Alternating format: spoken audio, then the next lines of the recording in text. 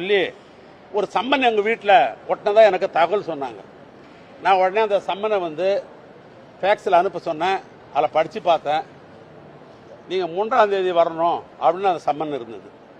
நான் உடனே அந்த சம்மனுக்கு மரியாதை கொடுத்து அங்கேயே உடனே ஒரு கடிதம் எழுதி நான் 3ஆம் தேதி அந்த சம்மனை பொறுத்தளவுக்கு நான் இப்படி தான் எழுதியிருக்கிறேன். அப்படியே படிச்சிடுறேன். வணக்கம், என் மீது தொடக்கப்பட்ட எஃப்ஐஆர் வழக்கு சம்பந்தமாக 9/7/2020 அன்று மீண்டும் விசாரணைக்கு 3ஆம் தேதியை கொடுத்ததுக்கு லெட்டர் கொடுத்துட்டேன். நான் என்ன கொடுத்தேன்னா, எனக்கு வர்றதுக்கு 10 தினங்கள் ஆகும், நான் மருத்துவம் முடிச்சுட்டு வர்றேன் அப்படின்னு சொல்லிட்டு அது கடிதம் கொடுத்தேன்.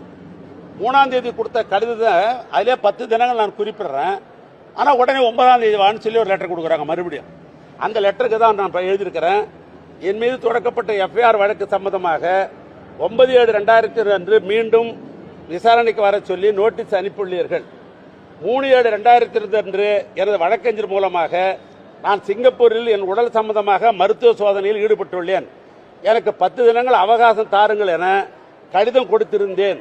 தாங்கள் வழக்கறிஞரிடம் வாய்மொழியாக 5ஆம் தேதிக்கு மேலும் நோட்டீஸ் அனுப்புகிறேன் என்று கூறிவிட்டு 5 தினங்களிலே வர சொல்லுகிறீர்கள். 9/7/2020 மீண்டும் என் இல்லத்தில் நோட்டீஸ் அனுப்பப்பட்டிருக்கிறது. மேலும் 12/7/2020க்குள் மருத்துவ சோதனை முடிந்துவிடும். எனவே தாங்கள் 12/7/2000க்கு மேல் எந்த தேதியில் அழைத்தாலும் விசாரணைக்கு முழு ஒத்துழைப்பு அளிக்கிறேன் என்பதை அன்புடன் தெரிவித்துக் கொள்கிறேன் அப்படின்னு நான் கடிதம் வக்கீல் மூலமா அனுப்பிச்சிருக்கிறேன்.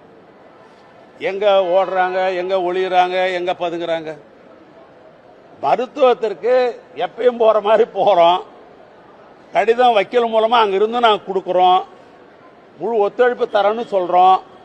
இவ்வளவுக்கு பின்னாலும் ஓடுறாங்க, ஒளியறாங்க, பதுங்குறாங்கன்றது இது அர்த்தமில்லாத கருத்துடைய வார்த்தைகள் தான்.